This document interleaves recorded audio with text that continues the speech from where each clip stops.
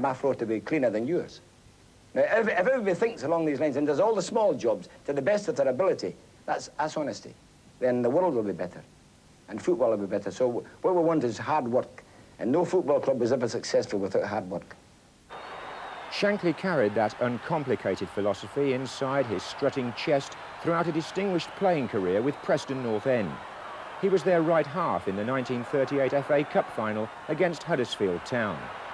Huddersfield, who Shankly and Preston beat that day, were one of 4 clubs where he served a managerial apprenticeship before he arrived at Anfield in December 1959. At that time, Liverpool supporters were watching second division football, but the city was on the verge of an explosion which was to reverberate far beyond Merseyside over the next decade. The Beatles and other Liverpool groups provided the music to which the fans on the Kop readily found the words.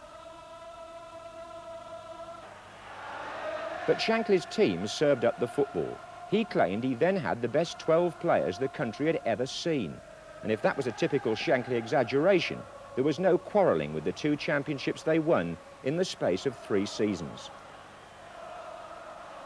Never had a bond been stronger between supporters, players and manager.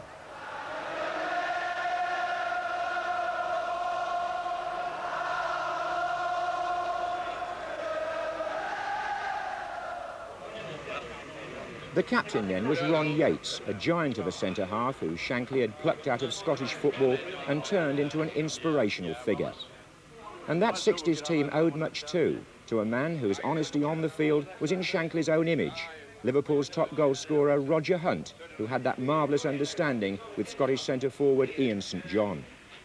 Young managers of that time, like Tommy Docherty at Chelsea, came to pay homage to the master. It's a big thing they won the first league. Wow, yeah.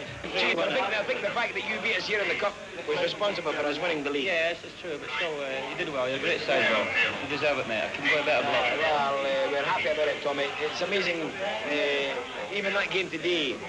I mean, we could have lost the game and won the championship. That's true, yeah. The champagne also flowed at Wembley in 1965, when a goal by St John against Leeds enabled Liverpool to win the FA Cup for the very first time. Here come Liverpool again. Not hurrying things, because the team that panics now will lose this cup final. It's out to Callaghan. He's taking it too far. It's a goal!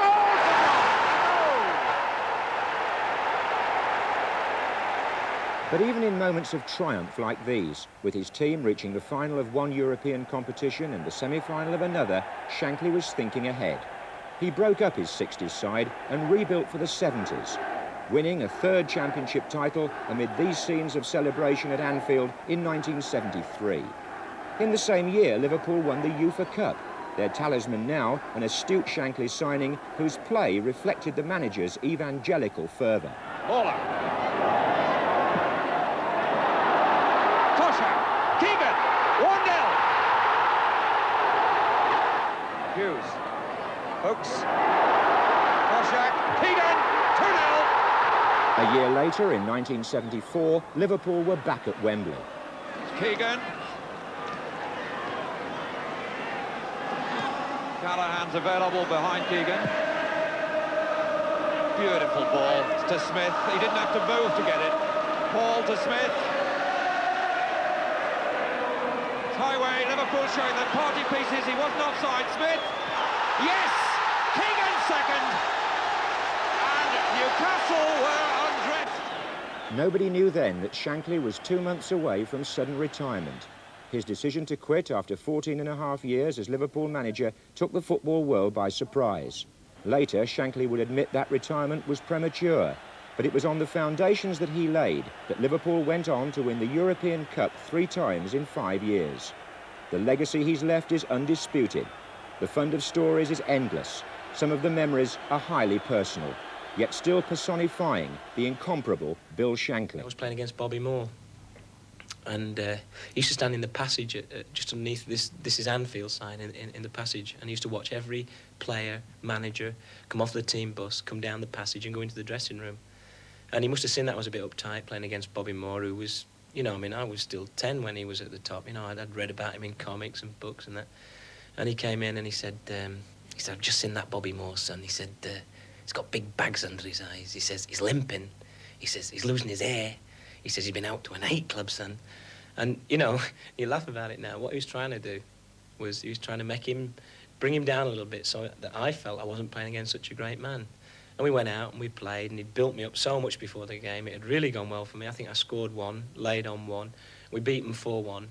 But when I come in, he then had to twist it round for me to get the benefit. And he come in and he said to me, what a great player that Bobby Moore is, son. He says, you'll never play against anyone better than him. And that was a psychologist in him, you know. He really knew. Suddenly, it wouldn't have been anything if I was playing against a sort of lad who'd been out all night and, you know, was limping.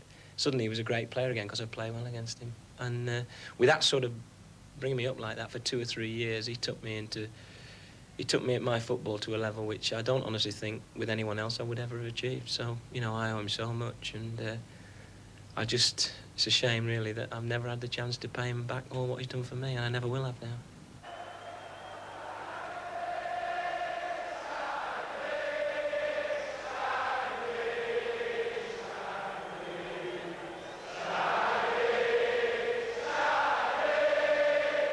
To write in the team. We used to say at Preston when we were all tired, give it to Tommy and he'll dribble about for 10 minutes with it, give us all the rest.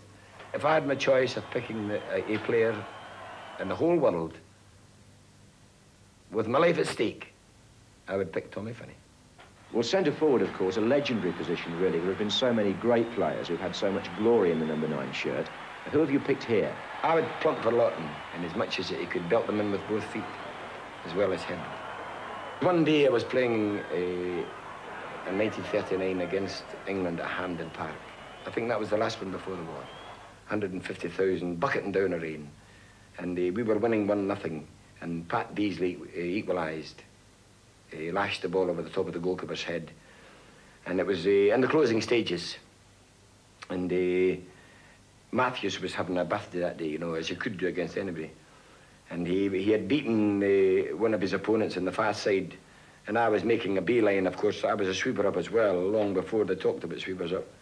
So I was making a beeline for Matthews when, as I got past the faraway post, he hooked it over my head. And Tommy Lawton came in, and he lashed it in the net with his head.